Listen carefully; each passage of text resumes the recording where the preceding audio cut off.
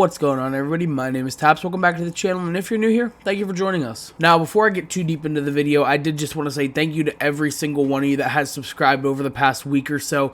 I know that my DK Oldies video has kind of blown up recently, and if you chose to stick around and subscribe to the channel after watching it, I really do appreciate your support. And now that my little heartthrob is over, let's get into the real reason why you clicked on this video. If you somehow don't know who Justin Roiland is, he is probably one of the biggest creators in the TV entertainment space to come up within the past like 5 years or so. He has created multiple TV shows, animated TV shows, and he is most prominently known for Rick and Morty, which if you haven't heard of that, I don't know how. Rick and Morty is absolutely fucking massive, and it's quite frankly one of the best TV shows I think that has ever been created. But unfortunately, today we are not here to talk about how good the TV show is or why it is one of the best TV shows. We are actually here to talk about one of the creators behind it, that being Justin Roiland, as I just mentioned earlier. And if you don't know, he has caught himself up in a bit of controversy. Not even controversy, just I'd like to call it scumbaggery, honestly. And yeah, let's take a look at it real quick.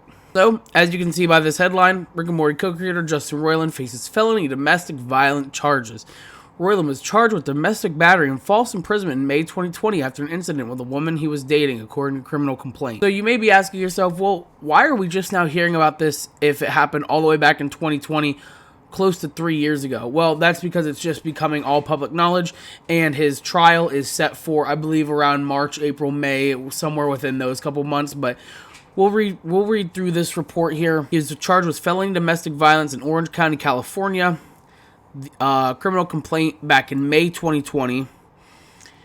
And he pleaded not guilty in a statement. So the incident occurred around January 19th against an anonymous Jane Doe who was dating Roiland at the time.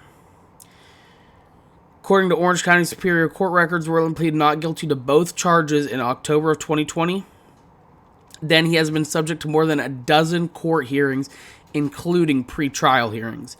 So that's a lot. That's a lot. You know, that's a lot of stuff to do and go through just to not even get an actual court date yet to see if you are going to be convicted or not. Then if you scroll down a bit farther, he was charged May 2020.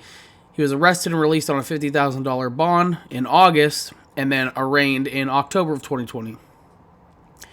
They then filed a protective order for the complainant to not go within 100 feet of her, and you know it lasts until October of 2023. So October 2020, October 2023. So a 3-year restraining order, pretty much. And if you come down here and read this little bit, Roiland's attorney confirmed there is a plea offer available to Roiland, but did not discuss the details.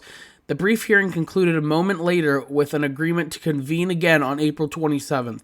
So this is the real date we're looking for. This date, when it rolls around, we will see whether he chose to take a plea deal, and the plea deal probably includes no prison time because somebody of his size is, you know, not going to go to prison. I think we all know this by now. It's not shocking, but I mean, that's literally just the world we live in. If you have enough money, you can literally pretty much just buy your way through anything. It's just the way the world works. And then this latter half of the article just kind of lists all of his accomplishments.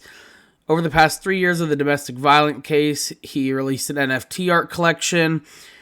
He released another NFT project. He sold his first painting.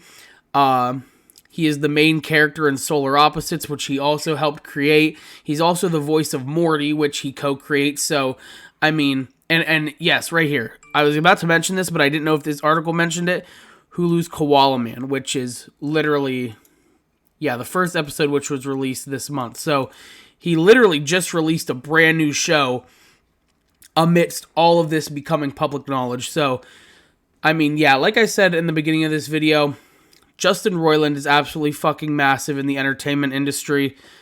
And then, yeah, the video game High on Life, which released like December, like a month ago. I heard it was really good, you know, but whatever. So that's really it for the most part, guys. I just wanted to bang out a little short video to update you guys on this situation because, like I said, I really do like Rick and Morty, one of my favorite shows. I haven't seen Solar Opposites, but yeah, I mean, domestic violence, it can carry I did a bit of research. I'm not very educated on the situation, but it can carry a maximum, I believe, of like 7 years, and then it can carry a minimum of like 6 months or something like that. But like I said, the article mentioned that he does have a plea deal in the works right now, so most likely he's going to have to do like community service or something like that. I think there is a very, very low likelihood that Justin Roiland is actually going to do any time in prison. Thank you guys so much for making it this far into the video. If you enjoyed, please consider hitting that subscribe button to get notified when I upload in the future, and I will see you guys later. Thank you again for watching.